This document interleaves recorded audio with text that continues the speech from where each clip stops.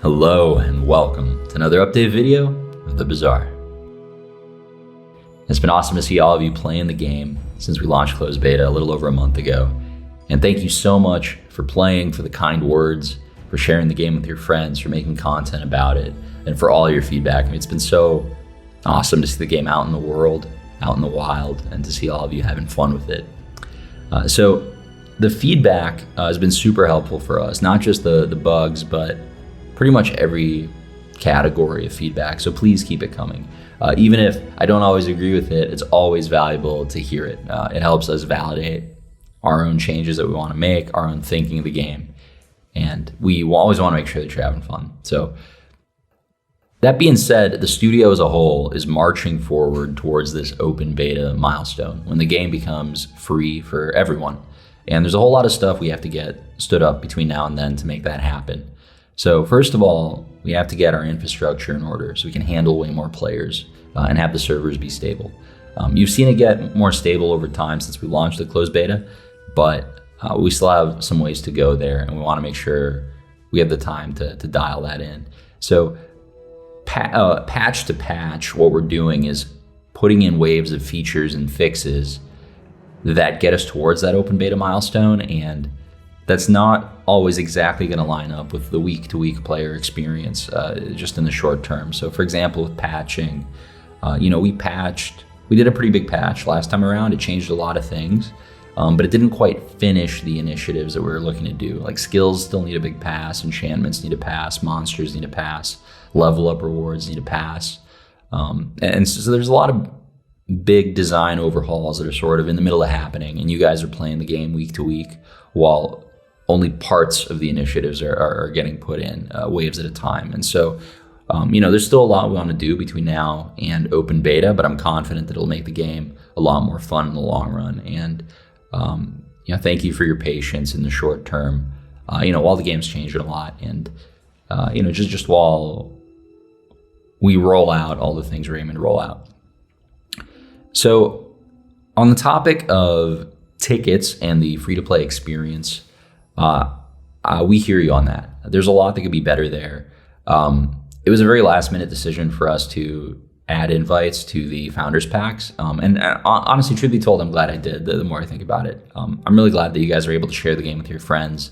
I just wish they weren't having such a rough free-to-play experience because none of our progression systems are in the game yet. None of that monetization stuff is in yet. So once we go into open beta, that will be in there. We'll have a prize pass. We'll have ways of making progress towards new content without getting 10 wins. And I think the whole rewards track and progression system will feel a lot better for everyone. So thank you for your patience in the meantime. And if progression systems are really important to you, now might not be the time to play, just because until those features are in, that stuff's not going to get fixed. But I'm confident the prize pass and everything will make all of that feel better.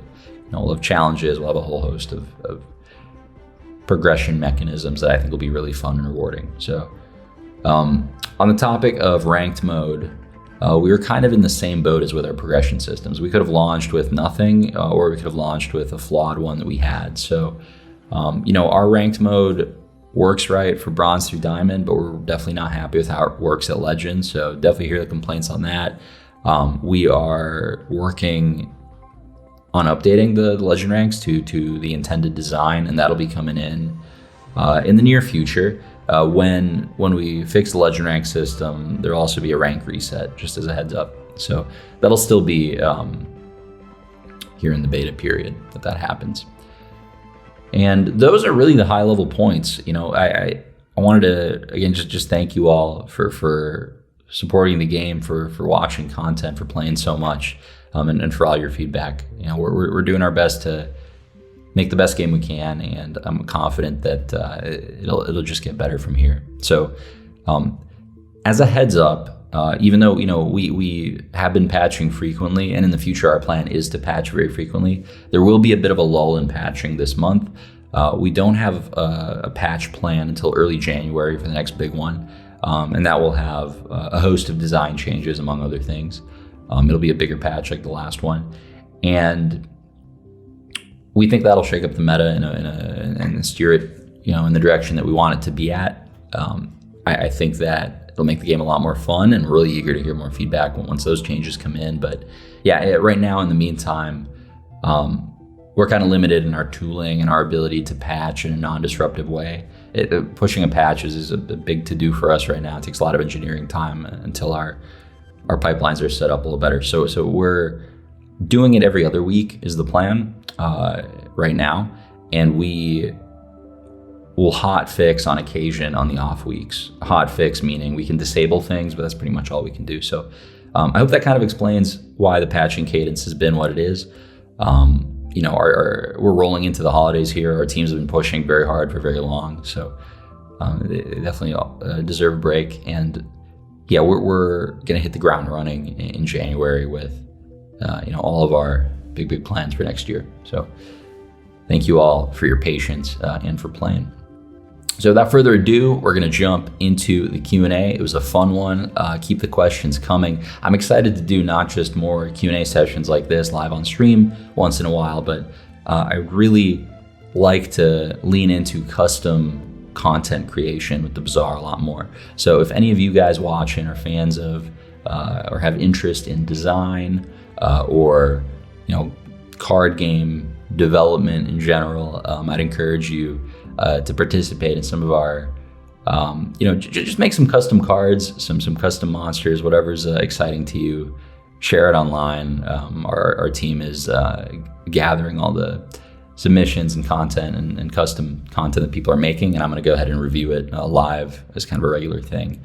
I'm really eager to kind of involve the community more in content design stuff. I think that's actually really fun for all of us, and a really good exercise for everyone. Not just you guys, but like for our designers. For me, it's fun and helpful to talk through what makes a good and a bad design. So I'm excited to do more of that kind of stuff with you guys. I'll won't just be hiding in a cave anymore now that the game's live and running. So thank you all once again.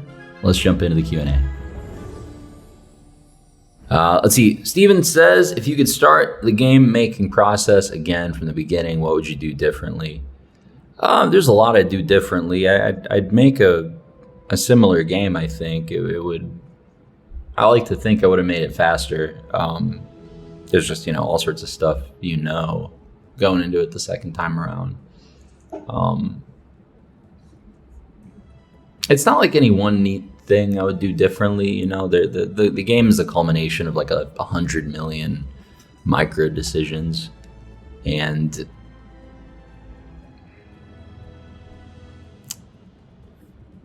the way I think about it is more like, what is the day-to-day like what is the routine like, what is the process like, and then you try to get it to a spot where it's making the game like 1% better every day. And you just do that as long as you can, basically. That's kind of always been the strategy. That would still be the plan if I were to remake a game. But yeah, what would I do differently? I don't know. I think a lot of lessons you have to learn by making the mistake first. So I don't know that I'd want to do it differently. I'm pretty happy with how it went. It was really painful of a process, like making this game. It took really long. There was a lot of churn, like a lot of different people worked on it at different times.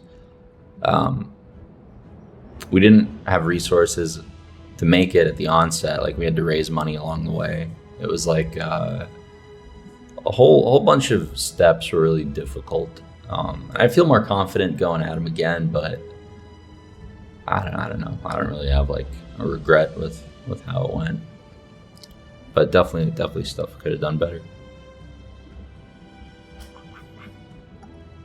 See, somebody in chat said, when if ever do you plan on adding social features? Yeah, when they're ready. We do want them. We want there to be ways for you to play with your friends. We'd love to have a friends list and all that stuff. And honestly, the Bazaar, the marketplace between players, that is to some extent a social feature. It's the start of social features. It's not as directly social as the friends stuff, but that's coming too at some point.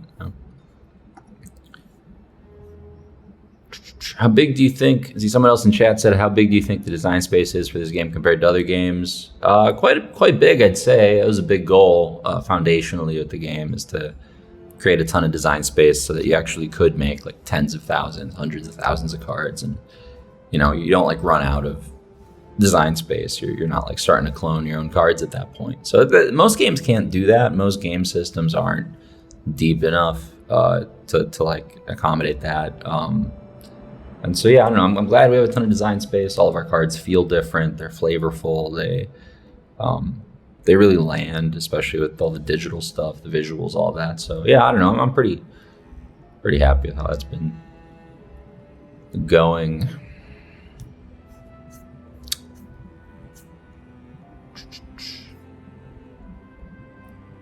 When open beta starts, will there be another character?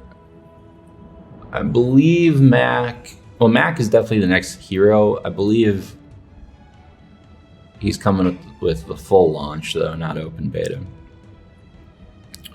You are going to quote me on that. It's a Q&A. I've looked at a lot of different schedulings for Mac over the years. It's all kind of a blur at this point. He's coming soon, though. Yeah, the next two big steps for the game are basically going free to play with open beta, and then the mobile launch next year will be the other big one. So, yeah, I don't know. I think he'll come kind of between the two during the season one, like full launch.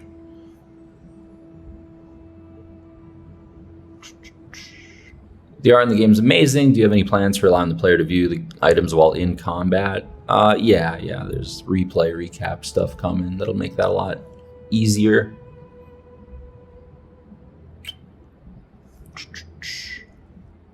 Biggest surprise of closed beta so far, player behavior of otherwise. All the 50, all the filthy, team fight tactics, one tricks don't seem to like this kind of drafting game. It's interesting. Some people just want to roll down, Some people want to play slots with extra steps. I don't know. It is what it is.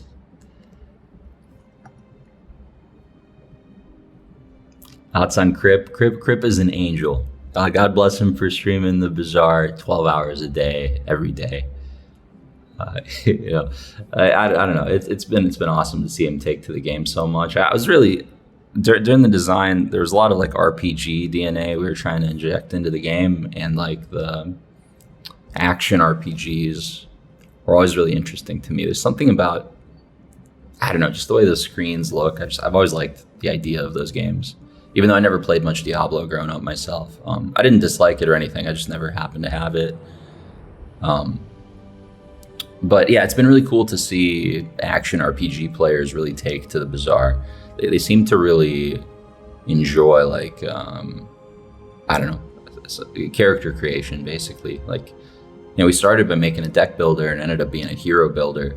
Hero building is basically what you do in an action RPG, right? Over and over, all the different classes and stuff. It's like, I think what I like to do with deck building creatively, Crip likes to do creatively with like hero building in RPG games, which is pretty cool. And it's super similar too. You just like, you learn how the levers affect it after a while, and you can kind of mix and match in different ways. But yeah, it's been awesome to see Crip and players like him really take into the game. It's been really cool. All right, let's see. Back to this list. Will we ever get to see replays or stats of our ghost fights? Yep, that's coming when it's ready. Favorite interaction that a player has dug up that your team wasn't aware of? Interaction that a player dug up that we weren't aware of. And I feel like half the time I look at a build that people post, there's something going on there that I haven't seen. When I look at these end of run build shares, they just look really different. Like, yeah, there's some cards that show up a lot, but for the most part, people share their most creative builds, so there's usually something in there surprising me. But yeah, there's no like one particular crazy gotcha that comes to mind, or yeah, I don't know. We haven't, we launched the game knowing a lot of stuff's broken and having a long list of things we want to fix, and for the most part, like the things players are calling out, like, yeah, we've been aware of. Bug reports are super helpful, though. There's so much content in this game. It's one giant spreadsheet, and all the systems are aiming for emergent complexity. So when you design a game that way, you can't account for all the outcomes because they're all emergent outcomes. You can't test all 100 billion of them or whatever. So just having a volume of players just playing all the time has been like super helpful. I'll like watch a stream and I'll just see like 3 bugs or whatever and call them out as I'm watching. Sometimes the streamers notice them, a lot of times they don't. So I don't know, it's all been helpful really. It's been a really productive closed beta. The only thing kind of sucks is all the other studios have made the term closed beta meaningless, so now it's like, I don't know. Like the way we were thinking about it leading into closed beta, like one common complaint is like the rank system like not working at Legend, right? Like we knew it didn't work right at Legend. We knew it didn't work right. It's still accounting for losses and stuff. It's like it got implemented off an old spec. It was faster that way, and we basically had the choice: do we launch the closed beta with no ranks, or do we include the rank system that is working correctly for 99% of players? Until you get to Legend. And so we decided better to have it than not have it, right? Same thing with all the monetization stuff. Like anything in there that's like progression based is like placeholder. Because this game was supposed to exist in a little bubble where everyone paid $33 to get in. And that let us do the bare minimum for monetization so we could get the beta out sooner, right? It didn't make sense to delay it, waiting for Battle Pass stuff to get hooked up, for example. So I'm pretty happy we launched it. I do think there was a last minute decision I made on adding a invite for every founder. Like basically anyone that bought in could give a key to a friend. And that meant that suddenly half the players, all these invites, basically they don't have any of the stuff on their account to start. Like they don't have gems, they don't have enough to get all the heroes immediately, in the first minute. And so there's some players that are going through a really tough free-to-play experience just because that monetization stuff isn't in there yet, right? And so we made the call to go into closed beta without it. I don't know, I would do it again, but yeah, it's been good to hear most of the big issues people are having are all just like a symptom of features not being in there yet. So yeah, I don't know. It's just trying to strike a balance between getting it out early for testing and then having it be complete. I disagree with everyone's feedback on freeze. Someone in chat asked. I think all the solutions are really inelegant. All the diminishing returns stuff or whatever. I also don't even think it's OP. I think it just feels bad to lose to. But everything feels bad to lose to. That's what complaining about the metagame is about. It's my fault you lost. It's the matchmaking conspiracy. It's anything but your own competence, Chad, isn't that right? Some things never change from Hearthstone. All right, let's see. Angel Dog says, how developed is the lore of the world? Are there any facts about it that you'd want to share? Do you think there's potential in exploring the game's lore as a part of Bazaar's future content plans? I mean, most of the content already has been lore-based, or orchestra videos. It's 50-50. Orchestra videos buy us time to make more lore videos. But yeah, we have a ton of characters, a ton of content. Everything in the game is designed to be scalable and for there to be a lot of it made at one point. And so there's going to be a lot of material there to use for lore stuff. And that's what we've been doing. We'll keep doing it. We'll be doing it more and more. If you want to support it, check it out on YouTube. Give us a thumbs up. Right? Steven works really hard in editing those. Our whole team works hard on those videos. Isaac, our world builder internally, is writing voiceover lines and characters in real time. Like Jonathan is really involved in the world building process as well. So overall, yeah, it is a goal. It's we put a lot of effort into character design for a reason. We want to use them in more places. Have some stuff to do, but just wanted to say thanks for making this game. It's cheered me up a lot lately. Thanks, Alkite. I appreciate it, man. I'm really glad you're having fun with it. My biggest complaint is the lack of build variety. I guess that's where I disagree. I don't know.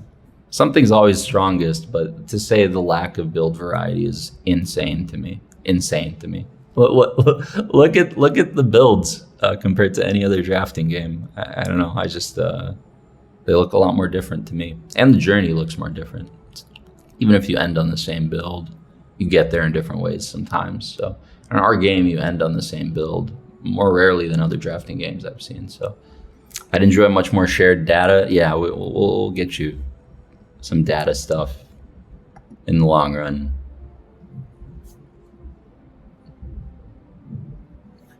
Now that being said, like, this game has a ton of content, and the way I wanted to talk. I'm not actually going to do a Q&A. I'm going to do a little lecture here for 5 minutes on how we do patches and balancing, because like I think it's pretty much always going to be the same pattern, right? Like first of all, I'm super happy with how the launch went. I think the game's in a really good spot. I listened to a lot of folks that have run big games like Magic in the past for many, many years, and they basically said like the best it ever gets is they're complaining about balance. Like at its best, they're complaining. So we're in a pretty good spot by that heuristic. And I think that's also as good as it'll ever get. And so the way we want to change the game over time is the way that we've been building it the whole time, which is we iterate as quickly as possible. And so like, other studios will make like 10 really careful changes in a patch, or 5 really careful changes, and they'll make sure that like those changes are right. We on the other hand will make 100 changes in a patch, and we're pretty happy about getting like 95 of them right. And then everyone will complain about the 5 we got wrong and the 5 we missed, and then next week we do another 100. And on net, it's not getting 10 changes better. It's getting like 80, 90 changes better, right? It's just way faster. But along the way, there's like stuff for people to point at, like, oh, you missed monitor lizard. Let me intellectually posture for a minute. And that's good. That's fun for you guys too. So, yeah. With that in mind, do you find it hard for people to keep up with the changes? Maybe. I don't really care, and I haven't really been paying attention to that. I think the state that the game is in right now is a closed beta. It's meant to be a period of heavy change. I don't think I don't know. I don't know how we'll patch after it's live. Maybe we'll still be changing a lot of stuff very quickly. Because the thing is, the amount of stuff in the game always goes up too, right? We just keep adding stuff. And so, yeah, and I guess all this is to say we'd rather change more stuff than less. Even if it means the changes being less tested. And then you guys do the testing. And whatever you complain about, we buffalo. What do you think about the ideas of item prices increasing or decreasing based on player purchase rates? Yeah, I explored a lot of systems like that a few years ago during design. It could work in a drafting game where the only resource was gold, but in our game, it doesn't work because most of the cost of going to a merchant is the hour. We have that time axis. So if you automatically rebalanced items in real time on their item value based on how much they're being drafted, in theory, it does a bunch of cool things. In practice, the trade-offs aren't worth it. Because it becoming twice as expensive gold-wise doesn't make it twice as expensive to acquire, because I'm still paying the cost of the hour in our game. And so, yeah, basically we juggled too many resources the way it's built to have gold be like the end-all be-all pivot point of balance that way. Yeah, it could maybe work in another game. Yeah. Thoughts on gem acquisition? Yeah, that stuff will all get better and more comfortable once all the monetization stuff is in. The monetization stuff is just not in yet. So it's a really rough free-to-play experience, especially. But the fact that we have free-to-play players, again, was a really last-minute decision. We weren't going to do the invite originally, and so this wasn't supposed to be an issue. Everyone was supposed to just have all the content right away. You add an indicator to shops that only allow you to buy one thing. Yeah, that's I agree with you. It should be way more clear. We got to explore how. One thing I love about the Bazaar is how you have the ability to add more and more things over time. How do you plan to address upgrading items becoming harder and harder over time when more items are added in? We don't. That's the idea. I don't like upgrading. This game doesn't need upgrading. Auto battler players need upgrading. To them, that's like where the dopamine is. It's like that's how you get stronger in these other drafting games, right? So it's like I watch TFT players play and they'll go to shops like 2 or 3 times as much as I will, and they'll reroll every time. And they're really excited when they get an upgrade. Even if it makes them like 5% stronger, it feels like a win to them. I'm just looking at it like dude, you passed like 3 different free max HP events that would have each made you 10% stronger. And they're like not even in consideration. And like, so there's this desire from players to upgrade. And it's really fun and simple to do. We went through all the trouble of making 4 times as many cards and having a tier system like we do just to accommodate upgrading like that. Well, not just, but that was one of the upsides. We could upgrade tiers. And so basically there's all these reasons to want to do upgrades more, but upgrading is bad for a drafting game because it sort of conflicts with like the where the fun is at its core. It's like I want to be pivoting, I want to be mixing and matching my pieces, and when I upgrade my pieces, I stay with the same ones instead. And so that's kind of the issue. I mean, that being so it's like we have to do the right amount of upgrading, but I think of it more as like a nice to have. Oh, I incidentally rolled an item in the store. I'll upgrade it. Because we can't deal them a duplicate. Duplicates are OP in this game. It like doubles the power of your build every time. So you have to fuse them or not deal the duplicate, basically. And so, yeah. Anyway, so that's kind of how I think about upgrades in our game. They have this tension design-wise, where like you want to do them for all these reasons, and players love upgrading stuff, but it also like you're not drafting if you're upgrading a bunch, so that's not good. And so over time, as we add stuff, the likelihood of upgrading will decrease. We built, and I think currently in the game, even the one you guys are playing, there is an upgrade system. I think it's actually only on skills still. It's not on items anymore. But yeah, what we used to do is like we do a roll when you go into like a shop, and there'd be a separate roll chance for whether you upgrade for every like item that's dealt. And then if you hit that roll, like if the system deals you an upgrade, then it'll give you that item of the same tier. But it creates this like hidden rule that I don't like, just to artificially increase the amount of upgrades in the game. And basically, in my mind, I think the most fun way to upgrade a card, and also what is the most competitive way to upgrade a card, is to change 5 slots of your build and because you bought a higher tier card that's just different. It's like I want to upgrade my bronze tier weapon by replacing it with a gold tier non-weapon a lot of times, like if that makes sense. So I don't know. Yeah, the upgrade conversation is an interesting one. That's we're gonna be dialing those in for a while, I think. Let's see. Raynat, I was wondering when you'll add a fishing mini game to the Bazaar. I need it in my life, thanks. It's already in there, man. The art's not in there yet, but the art is finished now. But there's the fishing event where you get a small aquatic item. Let's see. Are there plans for a post game after a 10-win victory? You could fight against the strongest ghost of that season, King of the Hill. Yeah. We've been talking about some other formats like that, King of the Hill stuff, or like saving your strongest ghost is like a champion build or whatever. You could play that against people. Yeah, there's a lot.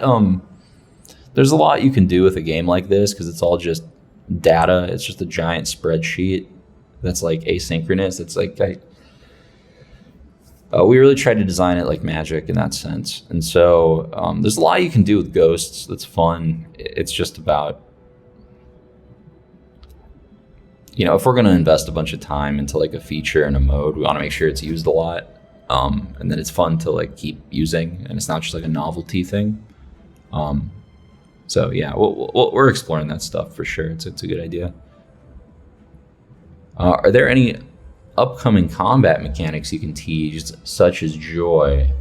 So mechanics wise, like the actual outputs of the items will be pretty similar for Mac. That's one of the reasons we want to do him next as the fourth hero, because he doesn't have a lot of like bespoke, like new technology required to work. He's like freezing, poisoning, burning, healing, doing all the outputs that are already in the game,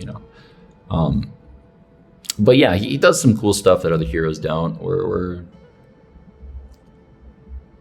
excited about a card where like you start the Sandstorm early. Don't really know how to use that yet, but I think that'd be cool. Like a wind potion or something, tornado potion. I think we have the art for from a while ago. Let's see. Mega Hex, does Tempo plan to give players more Does Tempo plan to give players more options to upgrade low-tier items late game, such as upgrade a bronze item that you could find late? Currently, it's sometimes correct to sell a key bronze in hope of finding a gold or diamond one, and it doesn't feel right. Yeah, that is a play pattern of the tier system I don't love. But also, like, let me talk about upgrades. This is what I mean. Like, you want to upgrade, right? What if upgrades were even like rarer than they are now? What if they were like 10 times rarer? What if upgrading was the exception, not the rule? It was like, I would never expect to upgrade. I would never roll for an upgrade. It's so unlikely it would be just a very bad play. And so, I mean, that's already the case. That doesn't stop people from doing it. But if it was even more obviously bad to do that. And so, like, would people just get salty, like, oh, I can't ever upgrade? Because they love sticking with their items and they get attached to them. But, also, like, I want to push them to change the build all the time. So it's, yeah, I don't know. So basically, as we add stuff, upgrades will get less likely. And if we remove this upgrade chance roll, which I think we already have from items, upgrades get way less likely. Like, way less likely. And so, yeah, but basically, I don't think upgrades should be as regular a part of the play pattern in our game as they are in other auto battlers. But I think a lot of people have that expectation because they're like, oh, it's an auto battler, I already understand this. And it's like, well, if you take that stance, you're like unwilling to learn what the game is from minute one. Like, you're just going to get mad at it, right? So, yeah.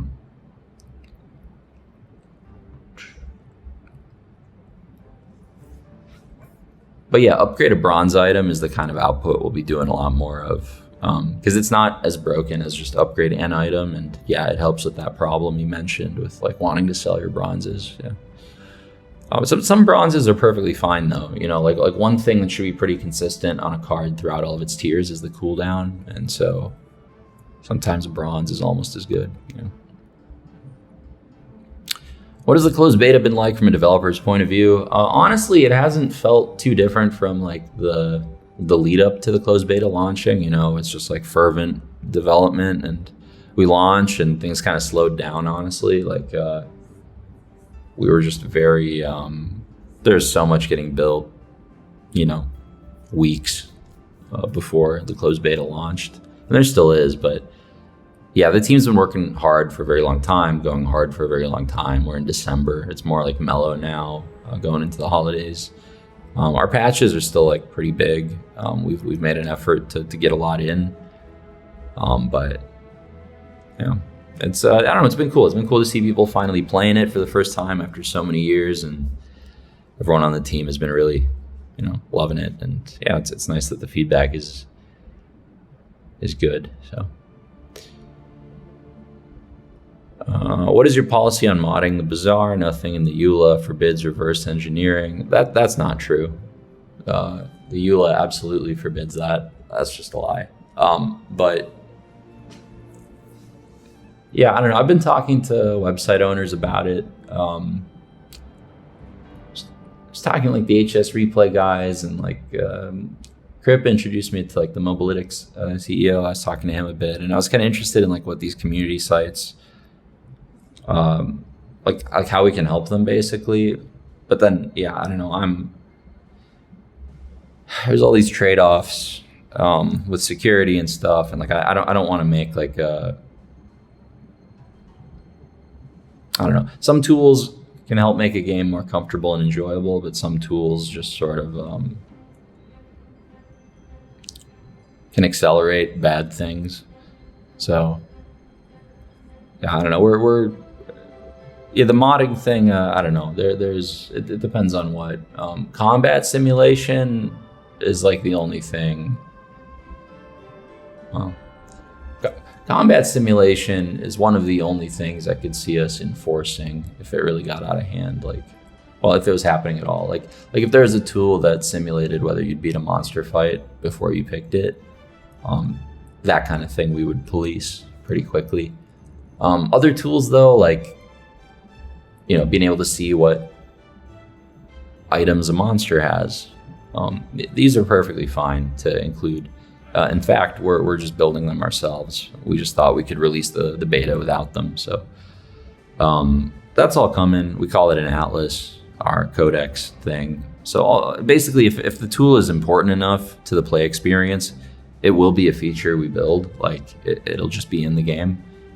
But if people want to do ancillary stuff outside of that, we're not going to police it for the most part. You know, especially if it's benign. If it's the stuff I wouldn't want to see though is combat simulation.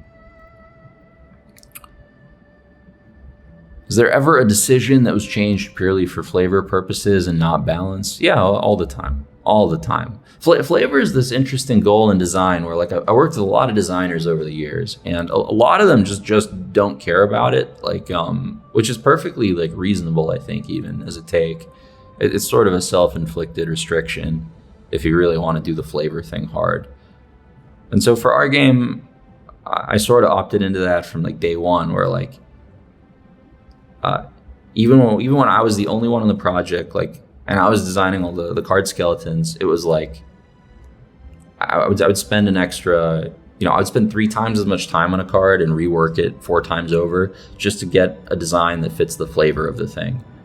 And unless you like force yourself to do that, unless you like hard commit to it, it won't be flavorful. Like that card, that piece of content, right? So it's like every step of the way, you're always forcing yourself to make something flavorful, it feels like, with card design. Like sometimes you have to change a card in a really restrictive way to make the flavor hit. But yeah, for us, we definitely do that all the time. And we do that with everything, with not just design of like new content, but even just like balance. We added rays to loose array, shark ray last week, like that kind of stuff. So, or this week.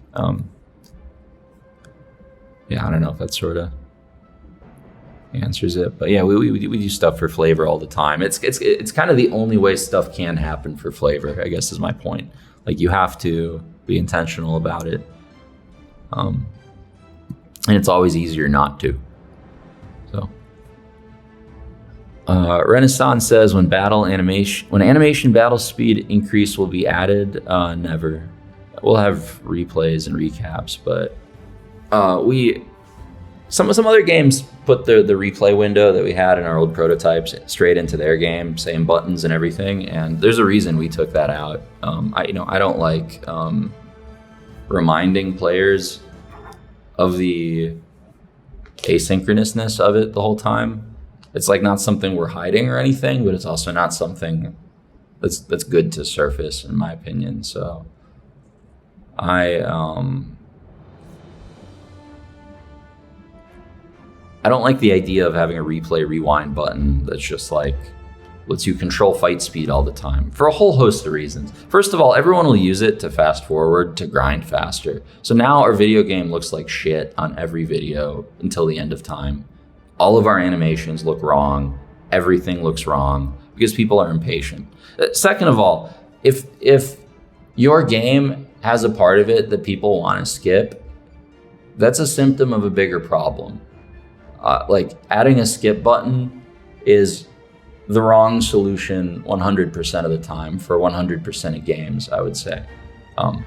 It's just a lot easier than like making your fights fun to watch, which is a problem that requires 10,000 small solutions and a lot more thought.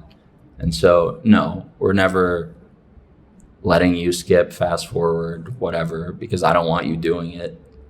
But you will be able to, after a fight has ended, get a recap of like how much all your cards did, it'll the cumulative heal amount or whatever on the item will surface, and you can replay the fight. But yeah, maybe on the replay we could give you speed controls, but definitely not on the first playthrough. And there's no plans for speed controls right now. Will there be more mechanics or items to make regen more useful in the late game? I like regen as a permanent upgrade your hero can get for the whole game besides skills. However, there seem to be no builds that truly take advantage of regen at all.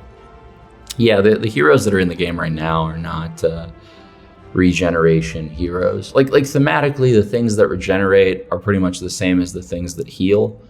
And so as a designer, you're always conflicted. Should this thing regen or should it heal? You look at a healing card on Pygmalion, it's probably better that it heals. That way it works with all his healing synergy. And then Vanessa's the aggressive hero, so she doesn't really heal.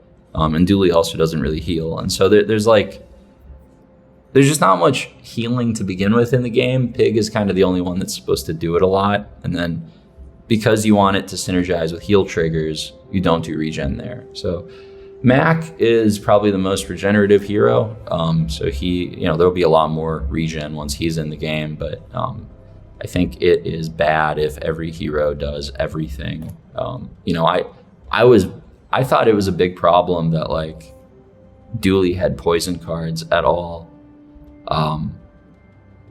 But we just didn't want to commission like 10 more pieces of art to get rid of it. So, I don't agree that every hero should do everything. I don't think every output needs its own build. But yeah, we'll see. Once Mac is in the game, I think there'll be more regeneration stuff. How do you process the feedback that's being provided by the game? What kinds of feedback do you find to be the most and least useful?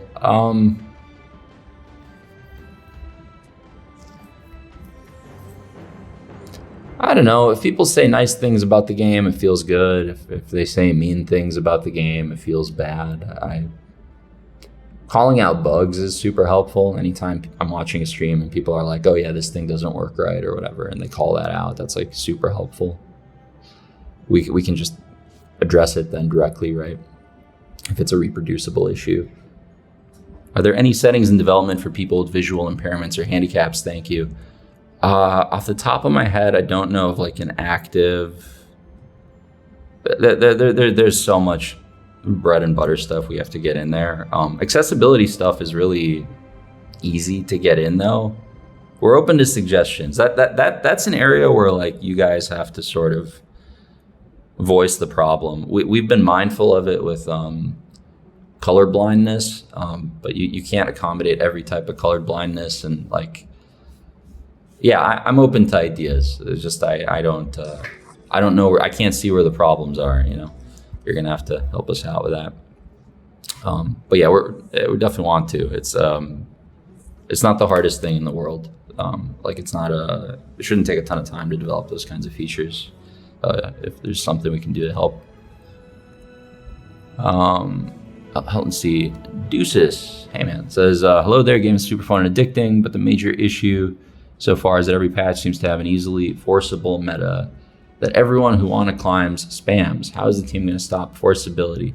Yeah, like I said, I think this is like what the zeitgeist will call it when they lose to a strong card. But if you look at like, I just don't think that's true. I don't think it is a forcible meta. If it was true, the person complaining about forcing would be able to force and get to legend, but they can't. If forcing, yeah, I don't know. I wouldn't. What I'm going to do about forcing is encourage folks to go play a drafting game without forcing. The forcing thing, by the way, really upsets me. Just like with the blockchain thing, right? This is one thing where people put a lot of words in my mouth. They claim that, oh, Andre said that you can't force in the Bazaar. They want a game where you can't force anything. I've never made that claim or promise. That's not ever been the goal. The goal is to make a game where forcing is the least competitive strategy, or one of the least competitive strategies. You can't just get rid of all forcing, because that's getting rid of all player agency. That's just a slot machine. That's what a drafting game with no forcing is. It's a slot machine. And so, like, yes, we will give you control of your draft to some degree, and you will lose to other players who controlled their draft better than you, and you will call it forcing pufferfish. But, God bless, brother. I can't, wait for a week, and then you can complain about a different boogeyman, The real boogeyman's in the mirror, brother. There's a piece of timeless wisdom for you, Deuces. All right, let's see. Agent G says, in the future, will we see co-op modes or different game modes other than ranked or standard? Yes. I guess this is where, yeah. I'll just say it, but we're not going to talk about it much moving forward. But yeah, like single player is a big priority. I think there's a lot of players that love our characters and they love the world of the Bazaar, but they don't want like that sweaty, competitive like experience. And so I think single player would be a great way to onboard a new player to the game. And then once they're ready, they could venture out of that sandbox and go, draft against players instead of NPCs, just purely. So like a purely PvE mode is really exciting to me. I think that could be really fun. I think there could be a really big market for like a high production, free roguelike on every device. I think that would be really sweet. So that's a mode. Yeah, but yeah, co-op stuff's interesting. Ways to play with your friends in general is interesting. Tooling and modes that let esports flourish. Let people host like weekly tournaments. That's really interesting. If you haven't seen it, Aces and Adventures is a pretty good example of what a story mode for this game would be like. I have not seen it. Will we see new monsters that only appear versus certain heroes? Sometimes. It's already in there a little bit. Like Bounty Hunters only shows up for Vanessa. But yeah, there'll be more of that stuff for sure. Yeah. Let's see. Would you consider an extra month of early access? The game is great and functions almost perfectly. Surprisingly less bugs than one would expect, but maybe another month to iron up. Yeah, I mean, we already announced that. Yeah, we're not going into open beta this month. That'll be later, once the game is stable and everything. Have you considered adding time-limited events in the future of the Bazaar? Game modes, items, rewards? Yeah, we're totally open to it. It's just in order to make temporary content, we have to like make it the same as any other content. It takes time and effort, art, all that stuff, right? And so what's unique about the Bazaar is all the content can be permanent. That's not, other games just aren't built that way. I don't think people see, like people see what the system is as a snapshot in time today, but it's hard to see what it is over time, how it evolves. And like, I could be totally wrong with how it evolves, but what we aimed for, the way the systems are built, you can just keep adding stuff to it.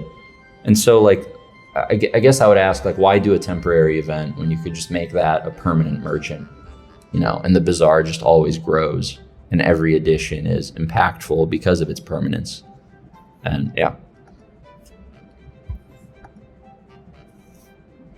Game slows down if it runs too long. Yeah, we're looking into that. There's a lot of optimization stuff we have to do. I think Sandstorm is a big culprit. every damage tick is like separately instantiated right now. And yeah, don't go to sparring partner.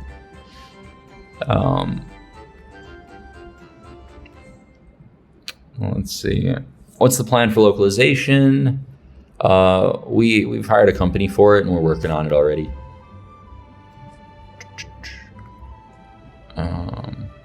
But yeah, the Bazaar is meant to be a global game for everybody. You know, I really want to localize it in all languages, put it everywhere. It's a game for everyone. I'm a big fan of Ents, and I want to know what's up with Barcoon. Where is he from? Are there other Ents, and why did he go to the Bazaar? Ooh, let me screenshot your question, Nuddles, and send that to the world building team. Maybe we'll do a Atlas Archives for you. We're always interested in video ideas, so thank you for suggesting that one. I think it's great. I also like Barcoon a lot. That character is so great. The delivery of the actor really just crushed it with Barcoon, and he's just so well written. I don't know. It's the team absolutely nailed it with him. With Barcoon, Midsworth, and Quixel, they don't have their merchant passives in yet, where they can like. They're supposed to buy certain sizes of items for more money. Like Barcoon buys small items for more. But yeah, that stuff's not. The tech isn't in for that yet. That's coming. We had it in the past in old prototypes, but the way the game's currently built, we're gonna add it a little later. But yeah, those are great characters. Is the team hiring? Yes, but never like reactively. We just can't put job listings up, right? We'll get 10,000 applicants. We just can't sort through them. All but 5 of those 1,000 applicants will not have the prerequisites we listed. And so when we recruit, we basically are chasing people. Yeah, it's a LinkedIn heavy process, I believe, right now. But yeah, it's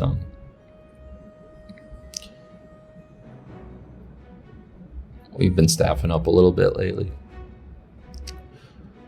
But it's all like, I mean, everyone like codes or they draw or they're me, you know. We have a couple designers, a couple producers, and that's it. And it's there's not like a managerial structure. There's not like a lot of entry level roles. It's, you know, everyone's a senior at least in their discipline basically, and that's kind of how we have to keep it right now. It's just one thing I've come to firmly believe is that you can't make a good game, or you can't make an exceptional game if the team is too big. Like if you have like a 400 person team, I couldn't even imagine how you make a good game, because it's like the communication overhead is just crazy. It's just crazy. And so we kind of intentionally want to stay small as a studio. I say small, but like, you know, mid-sized. We've made a big game. It's like we're trying to distribute it globally. It's not like it's not indie where it's going to be a small handful of folks. But yeah, right now we're at about 80 people in the company. I think it'll creep up towards 90 soon, but we'll never be above 99 ever. And so if you think about it like a 99 slot rug, you know, it's like that's staffing a game studio, you know. And so we've got room for some more hires, but yeah, we're at about the sweet spot for like the size we need to be for a game like this, I'd say. Yeah, and that's zero marketing, that's zero you know, a lot of the ancillary stuff that other studios focus on and do, we don't do. Right? We already don't do marketing, but like I want to do, you know, I don't ever want to go too heavy on the community stuff either. Like, you know, I want to support the community to do their stuff, but like we don't. Yeah. Anyway, any plans to change having a full inventory and picking chocolates but not getting any result? Probably not. I've been thinking about that too. If you're over encumbered, or like if you spawn an item but you had a full stash and you just don't get the item, in theory it's like a skill issue, right? And it shouldn't matter, and you had all this control over it.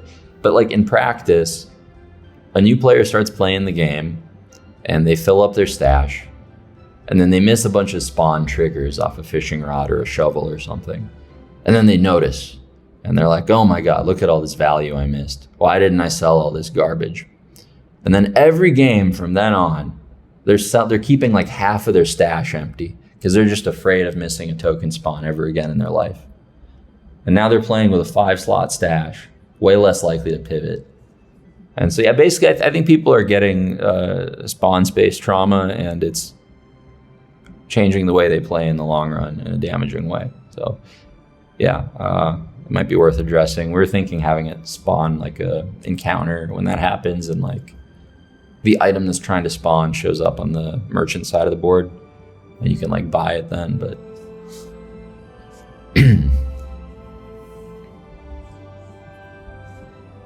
what's the best content for a decent player to get better? I just play a lot, I would say. I don't know. I watch or I listen to streams in the background all day while I'm working. When Crip goes offline, Trinet's online. I like his stream. He reminds me of me in a way. I think he has some of the most balanced takes about where the game is at. It's not too different from where I see stuff. But there's a lot of great streamers. And Bazaar Ponyhoff is good. It's been so awesome to see Ponyhoff streaming. I'm really glad he likes the Bazaar. He's such a nice guy. Retromation, really special game. I trust the vision. Keep at it. Dude, Retro, thank you so much, man. I'm so glad you love the game. I was watching your YouTube videos before our game went live for like a year. You're a phenomenal content creator. I wanted to say that. And I was like, man, I know this guy would love this game. I hope he tries it. It was like you, Alexa, a bunch of like the roguelike creators. I was like, man, if you guys tried this game, I think you'd really get hooked. So I'm really glad you tried it, and thanks so much for making content for it, man. It's I can't wait till we have like a proper creator program set up. That's like another focus for the studio. It's a pretty big one. Like yeah, we'll talk about that more when it's ready to go. But yeah, first half of next year that'll be out. So keep an eye out. That'll be good. Oh yeah, Northern Lion's been playing this week. That's been awesome. Yeah, I think Retromation helped get him involved. Yeah, definitely recommend Retromation stream too. All the Bazaar streamers honestly are great. It's just cool to watch people play. Everyone plays in a different way too, which is what I've liked. Like yeah.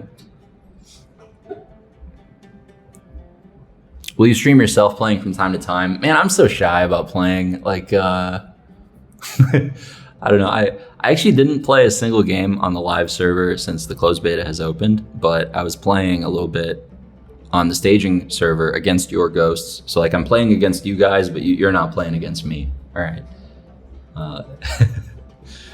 I never lose. All right, prove me wrong. But yeah, it's been fun. I don't know. I'm shy about playing it for some reason.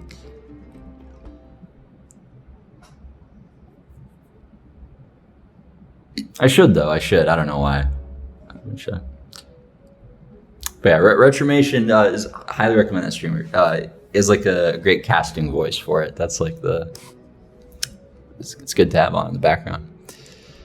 All right, let's see where we were at. Where were we on these questions? It was I got to scroll up a bit. Regen, feedback. Happy holiday season, oh salty one. How do you plan on expanding the game after full release? The game will fall into a seasonal cadence where there will be a ladder reset in a new season pretty often. When there's a new season, there's a new chest. There's, a new prize pass. There's, all the stuff rotates basically, and all the collectible stuff. And yeah, that's when we'll be introducing new content for the most part. Some seasons will be themed around a new hero that's coming out. So that'll be like the big content that month. Other seasons will have other areas of focus.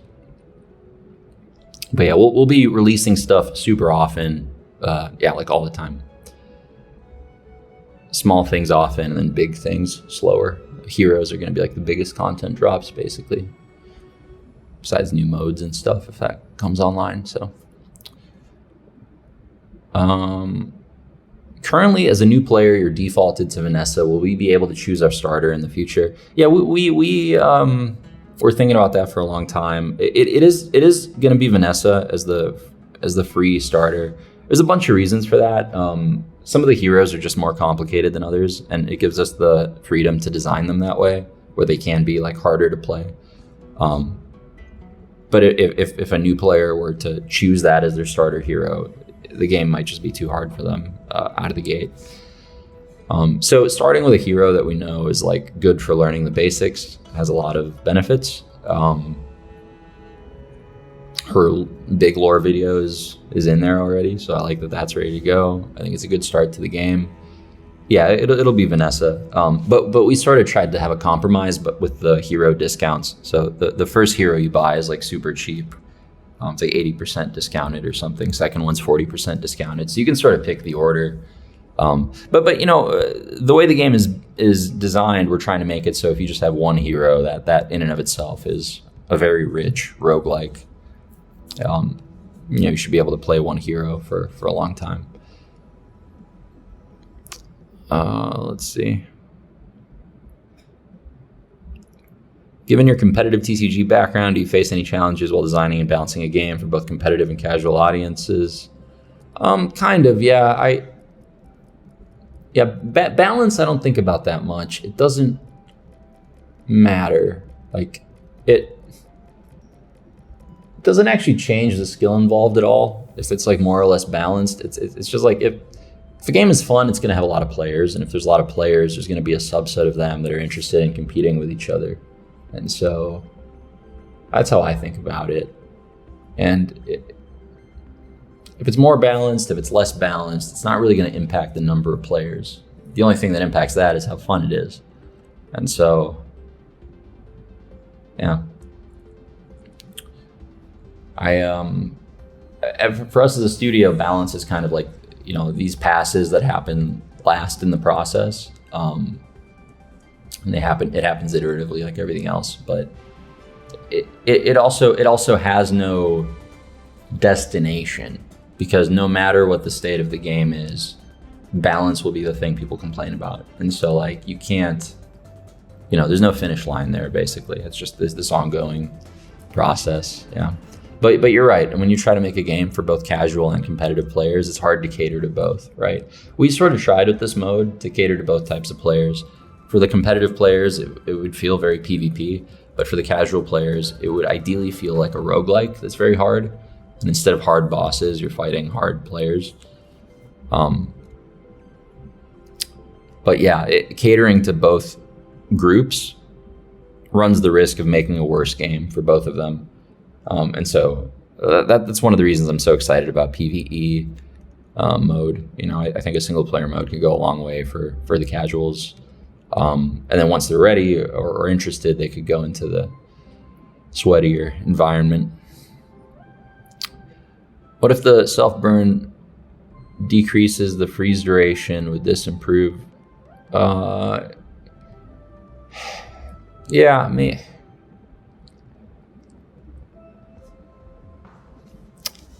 I don't like any of the solutions to changing freeze, mostly because they involve adding a ton of complexity. And I disagree that it's a problem to begin with.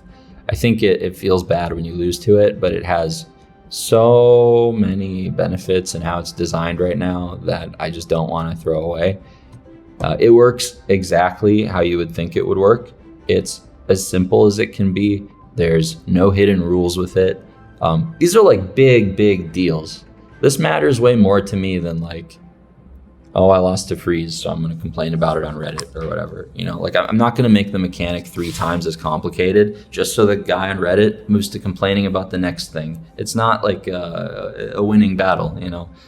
So I don't think there's a lot of inclination to change how the mechanic itself works, because I don't believe that there is a flaw with the structure of the mechanic. I think it's working in the simplest, clearest way, and that's great.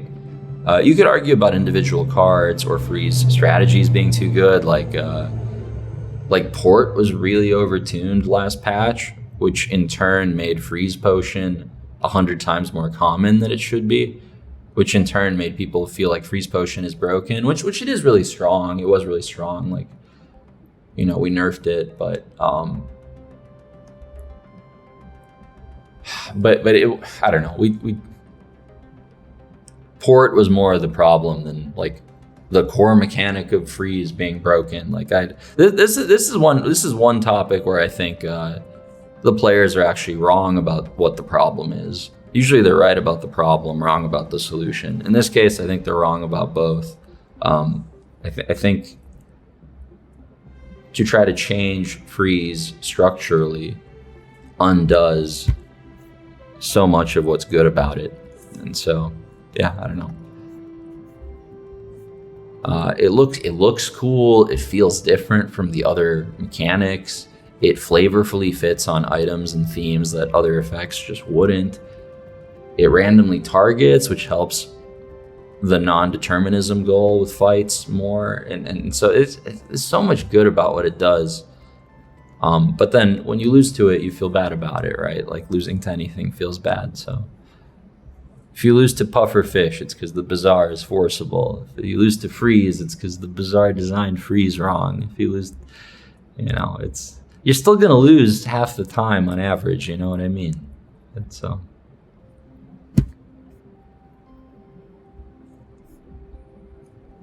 Just wanted to say it's really cool to see you. The game is a ton of fun. Thank you, Rockmelon. Appreciate it. Thank you guys for all the kind words in chat today. I've been reading a lot of them. I just trying to get through all these so I can get to breakfast. I hope oh man, I'm only at the top of this list. Or no, I'm making progress. We're halfway through. All right. Okay, let's see. Support Winbot. How does it feel to finally see the game you worked on for so long finally make its way to the public? Yeah, it's good. Yeah, I'm whelmed, you know? Part of me feels like I was the only one that expected this project to succeed. That's why I invested so much time and effort into it. And so the fact that everyone else is surprised that it succeeded just kind of offends me. But it is what it is.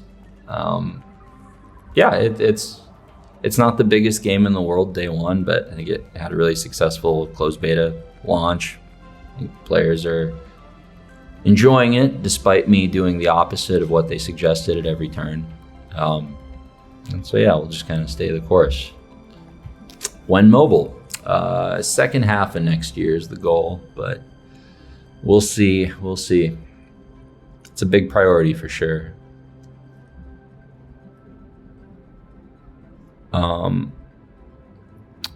Let's see. Some of these I've already gotten through. Localization, big fan of ends. Necris says, what has been the biggest change of your design philosophy that's changed since the closed beta started? Nothing about the design philosophy has changed since the closed beta started. We're just sort of developing it the way we've been developing it. It works, the game gets better very quickly. I think we prioritize the right things. So yeah, we haven't had like a big 180 or anything that I can think of since we've gone live. Yeah.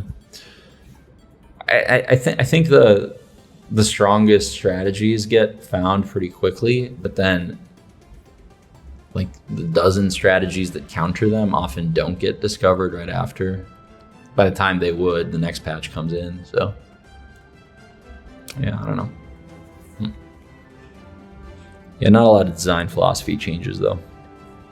Let's see, Fangus96 says, 2 questions. Where does your inspiration come from in developing character design? Do mechanics come first in the process? And then 2, what basic mechanics need to be implemented in your game, such as heal, regen, burn, poison? So the character design usually starts with a design need. Like usually there's some category of merchant we need, or we just need more monsters on a certain part of the run because the pool is too small. And we'll write up an idea for an encounter like this, right? We'll call it a,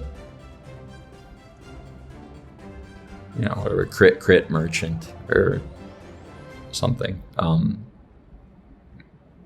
And from there, art will, based off of a couple sentences of a description. Sometimes design puts effort into the character design itself and describes the character, but you also want to give the art team freedom to do what they do best and do great character design. So yeah, it usually starts with design, makes its way over to art, and makes its way over to world building and writing thereafter. And then we cast voiceover, and then and it sort of comes together with like design plus visuals plus audio. But it's a lot of iteration, it's just being willing to say, hey, this isn't good enough, or this doesn't meet the bar, or to throw away 8 out of 10 work. Like that's the thing no one's willing to do. It's really painful to throw away 8 out of 10 work. But if you ship 8 out of 10 work, you're going to ship an 8 out of 10 game. There's no reason to play an 8 out of 10 game. Why would you play an 8 out of 10 game when you could play a 9 out of 10 game instead? Why? All games compete for your time at all times. They're competing with Netflix, with other games. We kind of want to make the best version of our game. Usually the mechanics come first. Sometimes though, from world building or from writing, like from Isaac or from the art team itself, sometimes a character will start somewhere other than design, and then design is working backwards from the visual to create the effect for it. So I think it works both ways. It doesn't need to go one direction. I think it's actually kind of better if it goes both directions. Now, what basic mechanics need to be implemented in the game? None of them need to be implemented. The game works with one basic mechanic. Like if all you had was damage and that was the only item output, the game still works. It's just not as fun. So then you want to add more cards. You want them to be flavorful, mechanically different, right? You add healing, you add burn, you add poison. You can always add more. But like the way the Bazaar is designed, you don't need more. The systems are they just happen to be scalable. Like the game works with one merchant. Like just with JJ, you could play the entire game and it plays fine. But if you want like variety, if you want more novelty, then you got to introduce more characters, more mechanics. So I don't think our game needs any like core mechanics. Everything it needs, it has. But we're excited to make it richer, to flesh it out more, to add new ones, to add new heroes that feel more and more different. I think we'll be able to get more. Like we'll be able to deviate technologically from how the systems work right now more and more the older the game gets. Like the mechanics we'll be able to put in will be more outlandish. I'm eager to move forward on that.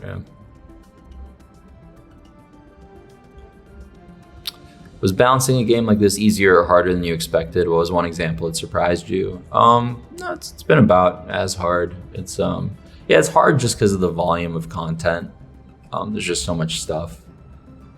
I mean, if you treat every enchanted version of a card as its own card, which is what it is,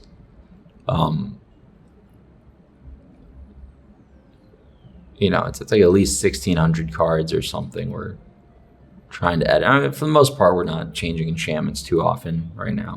We're not changing too many at once right now, but there's just a lot of content in the game, and that's most of what's hard about balancing it. Is just like you change a dozen of these cards with passive triggers, and then like, oh, we forgot Monitor Lizard. It's like, whoops. There's always like one, it seems like. But our method of balancing and changing it, I think is the right one, which is to change more rather than less. To basically, edit a whole ton of content and then, get a couple of them wrong or miss a couple. We'd rather do that than be like overly cautious and change very little. When can we expect a Rainhead stream of the Bazaar? I'm working up to it, man. I'm working up to it. I might do one this week. Who knows? I don't want to promise one. I kind of have to be feeling it. This one is a little bit spontaneous, so I am. No HP says Icy Enchantment. Why? We went over Icy. I like how freeze works. But yeah, the how do you put Icy on incendiary rounds? It's like some of the timings just have to be broken if you want it to take on the character of the card. So.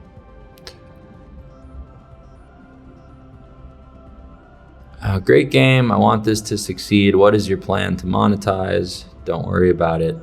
How often are you looking to launch new content once the game launches? Very often. Shinzo Abe says, Knife Juggler still haunts my dreams. Why must you punish my psyche further with Harpoon? Yeah. Harpoon's effect was pretty lame for a long time. It was like a damage item. It was just a weapon, right? And it did extra damage to monsters, and it was like the last thing. And we've had a bunch of effects on it over the years, but destroy an item really feels right. Once it has its own like visual effect that really like destroys that item, that's the dream. So I don't know. Destroy is also one of those things. It's going to be tilting to lose to for sure. Hello, considering the fact a new monster was added last patch, how many other monsters are in the making, and could you share some info of what ideas you currently have? I'm not going to share the specific ideas. I don't want to spoil them, but yeah, there's always more monsters in the works. There's going to be lots of them always coming out. So, and as we add monsters, the pool of monsters at every day will grow more and more, and then eventually, you just won't see the same monster twice ever. The choice every run will feel more different. Right now, a bunch of steps of the run only have like 3 or 4 monsters, so you see the same ones. But yeah, the monster pool's a lot smaller than we'd like it. It's in the long run, it'll be a lot bigger for sure. Part of it though is not just having more monsters; it's like designing the ones we have better. Like they're good for the most part, but we haven't done too many like monster passes, too many iterations, and there's still a lot to be gained from that. Like I want their loot to feel good to win, whereas a lot of times it doesn't. If it's an item that doesn't work for you, or it's just a low value, low tier thing. So some of it is a flavor thing. Like I think some of the like half of Sergeant Sud's loadout I want to change. All the hydraulic squeezer stuff doesn't really make sense, but yeah. Monsters need some iteration, and there will always be more of them coming out for sure. Yeah. How much do your day-to-day responsibilities as CEO change with the launch of beta and new data feedback coming from it? Did you jump in and do more in game direction and balancing, or keep focus on long-term development and rollout? My responsibilities haven't changed too much before and after. Like I just try to be focused on what's most important for the game to succeed all the time, and that's kind of the same whether we're in closed beta or not. But yeah, I'm still pretty active with the design team, and I'm doing more biz dev than I was before, because now that people are reminded that the game exists and excited to see it doing well, there's a lot of folks. There's a lot of folks really interested in funding a game that's already built, That's it's like now that it's made, like we don't need the money, It's like fundraising is so paradoxical. It's like, but yeah, we're not gonna. Yeah, my focus is just on the game. I'm not. We have a good year of plans to keep us very busy, and I just want to make sure those move forward smoothly and we can get it on phones and everything. Is the current implementation of Ranked Ladder how you envision it working in full release? Nope. its placeholder. Hool GR says, have you considered having player fights act like monster ones and offer you an item and skill from their run as a prize? Yeah, I really wanted to do player looting for quite a long time. We had player loot. We were floating the idea of looting the player long before we were looting the monsters. And there's some issues with it. Like there's this idea, like, in a hero-based game where you want the heroes to feel different and to play different. And we've gone through great lengths to make that happen. Like, we've multiplied the amount of content we have to make by 6 to accommodate 6 heroes. So everyone can draft from a different card pool instead of the same card pool. Like, that's the kind of thing you have to do to make heroes feel different. And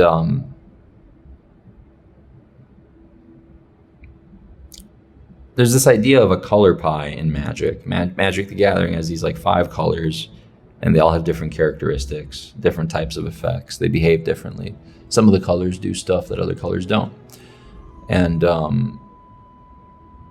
I think in a hero-based game, you kind of want a similar split. And so the issue with looting a player is it just eats into class identity. Because like now Vanessa's drafting pig and dually items all the time, even more. And you know, if you end a run and you're mostly not playing with Vanessa items, did that really feel like a Vanessa run? It kind of feels like we have no heroes if every hero is drafting from every pool. So yeah, that's kind of the trade-off there. But yeah, I'm interested in player looting in some other ways.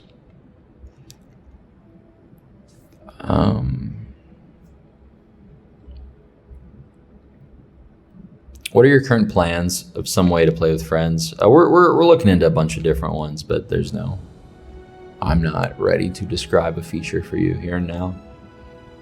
Looking back at some of the original designs of the Bazaar, what are some of the largest changes you feel were the best decisions for the longevity of the game? Well, I mean, we're 1 month into closed beta. I don't know. I don't know what impact any of the decisions had on longevity.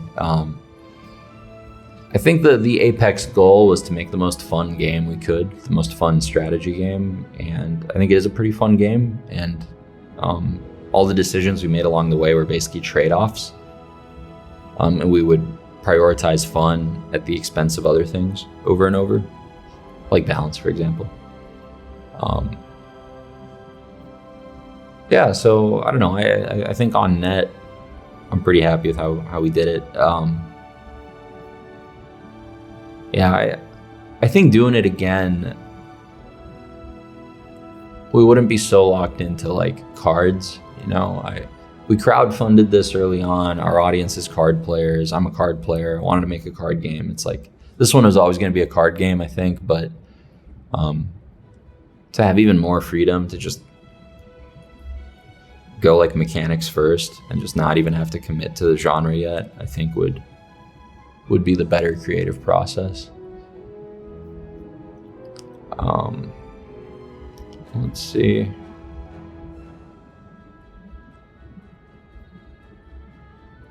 So far, I love every theme of the playable characters.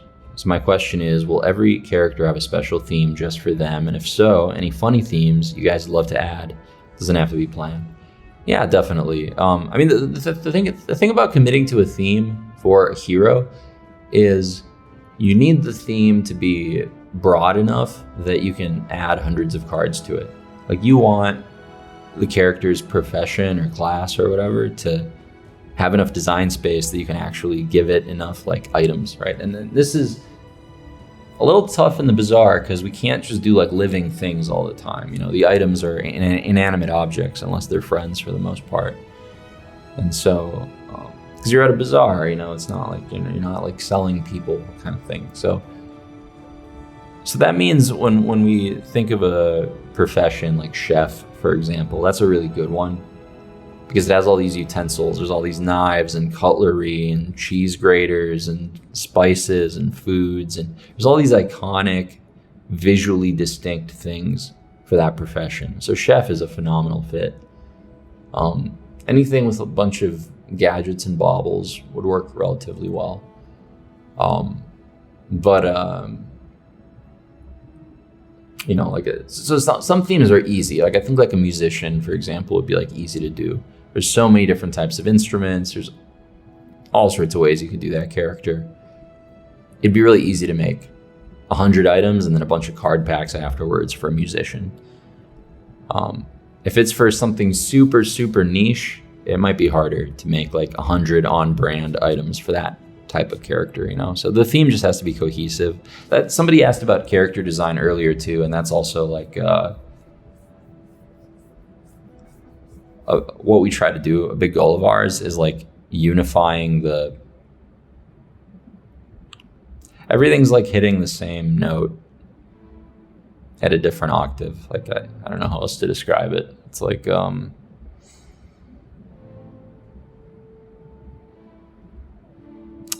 Kev is the armor merchant, and whatever. Never mind. That's not important. I'll move on from that idea. Cheese Grater says, will the cosmetics from beta chest be beta exclusive? Yes and no. They are beta exclusive in that during the beta is the only time new ones are being opened. Once season 1 starts, there will be a season 1 chest instead of a beta chest. There's no more beta chests being awarded at that point. No more beta skins being created. So, even though there's no new ones entering circulation, you should still be able to get any skin from any time from another player. And that's kind of what the marketplace is for, so that every skin ever made is kind of available to you. But also so that the skins you collect are a little more engaging. And you could sell duplicates and stuff. So yeah, everything's limited in that sense. We'll never do a supply shock. We'll never reintroduce any beta skin for any reason. Well, once they're out of rotation, they're out of rotation, period. But they will be tradable within the game. So. Is there a way to upgrade the Founders Pack? Nope. Sorry, man. We were doing that before the closed beta launch, but not after. So I got through my list of 50 questions here. I'm sorry for not answering all of them in chat. I couldn't read and talk at the same time.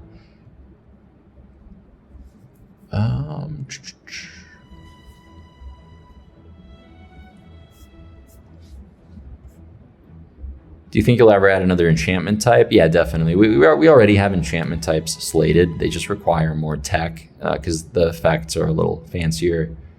Yeah, we're working on it. If you're making a Bazaar codex internally, would you encourage me to stop working on How Bazaar now, or do you have suggestions? Yeah, man, shoot me a DM on Twitter. Let's talk. I've been wanting to talk to you because you're killing yourself working on that website. I've seen this with every game launch over the years. That's our business used to be what you're doing with tempostorm.com. Like when I started this company, we launched the website the first day. It was like our first product. And yeah, when a game comes out and it gets popular, there's all this demand for content, right? So somebody gets an SEO lead, and then in this case, often is the case, that website is fulfilling some in-game need that should be filled. Like for us, our game really needs a codex, the way the mechanics work. And it's been in development for a long time. We just thought we could launch the beta without it. And so websites like yours are doing a lot to fill that need in the meantime. But yeah, you should know, like, I don't know exactly when, but like in a matter of like months, not very many months, there will be a codex in the game. And so that functionality kind of becomes redundant, right? But yeah, I've been talking to other site owners trying to figure out, like, what do you guys need to build the stuff you want to build, and what can we make available to people that's, like a bunch of the other site owners, like the Mobalytics guys and a bunch of other Untapped and all those guys. Like, yeah, folks are asking for like the JSONs and stuff with like design data. You scraped it, which is fine. We're not going to like police it, I think, or data mined or whatever. I'm not an engineer. I don't know how it works, but But yeah, we don't have any issue with the encyclopedia websites. Go for it. I think they help more than they hurt. You're just standing in for a feature that's coming. But there might be other stuff that your website could do that, if you want to talk about it, I can, or if you want to send over ideas, I don't know. We're figuring out exactly what we want to do in terms of API or, yeah. Not going to have an API for quite some time if we do, though. Our hero base item pool is always going to be 100 items. Yes. And then card packs are always 10 card expansions. Do you know when records are supposed to ship out? There was a footnote on the website on the checkout page. I don't remember off the top of my head. Next year they were going to start shipping, I believe. I love the game so much. I'm so excited for its future. Thanks, Real Shash. Appreciate it, man. Do you have any plans to publish supporting articles or guides? No, we don't want to be in the content game. I think it should be our players' responsibility to make the game content and guides. But we're open to featuring it in some ways, potentially. We were going to do that with the launcher, but yeah, I don't know if we will have a launcher in the long run, so we'll see. What's the thought process on balancing rare drops and ranked, like the Thieves Medallion? Well, what do you mean? There's really only one lever on an effect. You can make the... Yeah, I don't know what to tell you. I thought Thieves Guild would be cool. I really like Morrowind. We thought earning a token from Monster would be a fun way to get it. And you can't really get half an entrance to the Thieves Guild, right? So it basically has to be a diamond or a legendary item. And then the Thieves Guild options themselves have changed around a bunch. Mr. Moo, the character, was actually designed by one of the backers from either Indiegogo or Republic. It was one of the designer card backers. Mr. Moo, Treasure Turtle, Gavel. Stu is coming up. He's going to be a monster. These were all designed by players, by backers. Also, Joyful Jack, or the pumpkin guy. That his name. It was a bunch. So it's been cool to see the all the player design stuff make it in. Cosmic Rock was another one. So yeah. Are there going to be ways to prevent people from conceding at the start of a normal game? We're thinking about it. The issue comes from the fact that normal has the ticket incentive. So if the incentive was gone, I don't think people would be doing that as much. So once the actual progression systems are in and the prize pass is in and everything, I think there will just be less incentive to do that. People could, but they won't be getting rewarded for it anymore. So,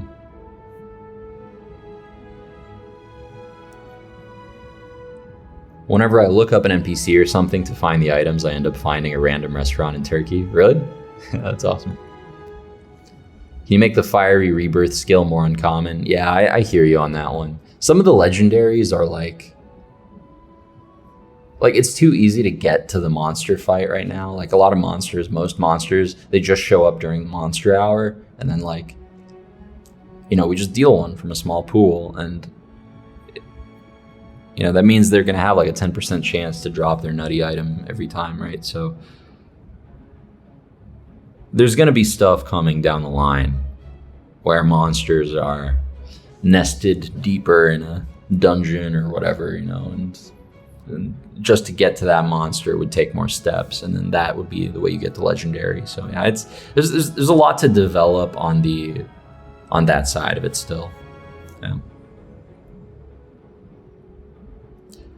Hi, I don't have time to watch the full stream, but I wanted to say thanks so much for a really amazing game. I love it so much. Just an all-around amazing game, not just to play, but surprisingly fun to watch on stream and YouTube also. Thank you too, and the team for the love you've surely given this game. Thank you so much, Richard. Thanks so much, man.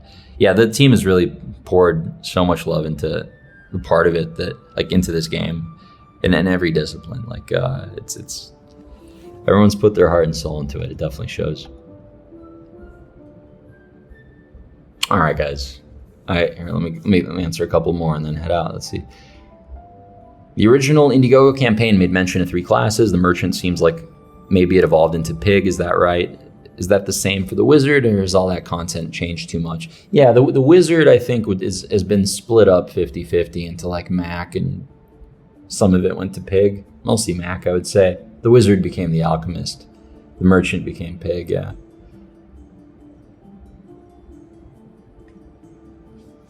Best game in the last 10 years for me, grinding ranks all day, every day since the launch. Thanks, Bisnazzer, I appreciate it, man. I'm glad you're having so much fun with it. I really think as we add stuff to this game, you guys will see it change how it feels. Like there will come a point where the volume of content will be so much, there'll be so much stuff in the Bazaar that like you won't be able to guarantee seeing anything in a run.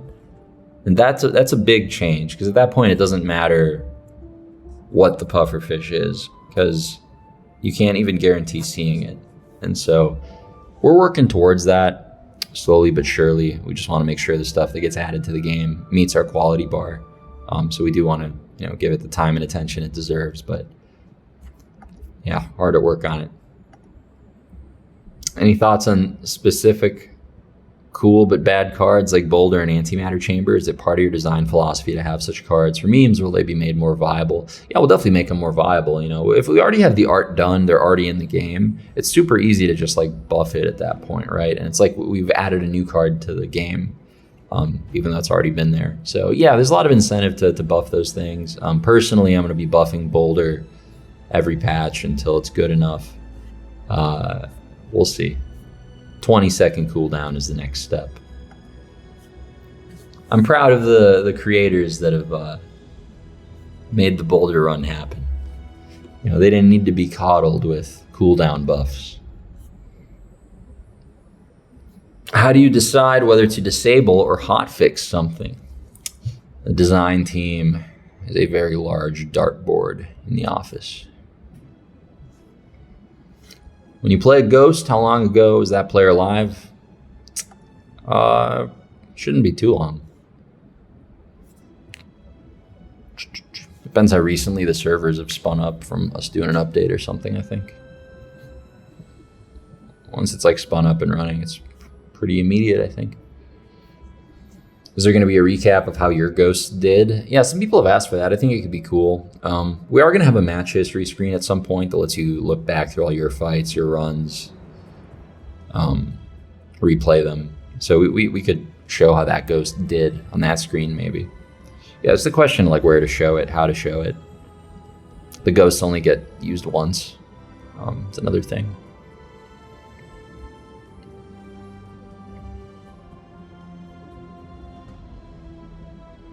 You want to be notified when Crypt plays against your ghost? I think it would be cool to like make Crypt into a monster sometime, like you could just pull his builds and then you loot the Crypt if you beat him. And so that's like a way of doing player looting that I think would be fine, is like, yeah, but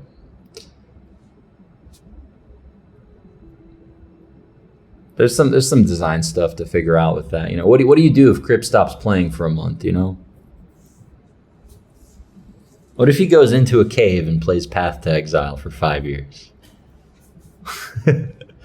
Who's going to populate his ghosts? I guess you start reusing them then. I don't know. We've disabled Crypt. Yeah, I don't know. It's cool to... Is it Path of Exile or to Exile? I always say the magic card instead, or whatever the game is called. Is it safe to use a tracker? I don't know what it does. If it's not simulating fights, I don't care right now. Yeah, go for it.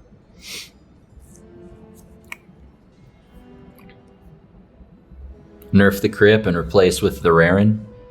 Players are already making too much gold in a run. Can't just put more free monsters into the pool, Murph. All right. Thank you all for tuning in to this Q&A. It's been a good time. Thank you for playing it. Thank you for all the kind words. It's been so heartening to see so many people having fun with the game. Like, you guys are Yeah, it's great. I'm really glad you're having fun. The team has loved seeing people play. I watch streams all day, so if you guys are hanging out in Bazaar streams, I'm sure you'll see me. But yeah, till next time, I'm gonna go get some breakfast. Thanks for watching. I'll try to do this again next weekend at least. But yeah, no promises. It'll be just kind of spontaneous if I do. Maybe I'll give Discord a heads up a day in advance or something. But till then, thanks guys. Thanks for playing. Thanks for asking. Thanks for hanging out. Till next time.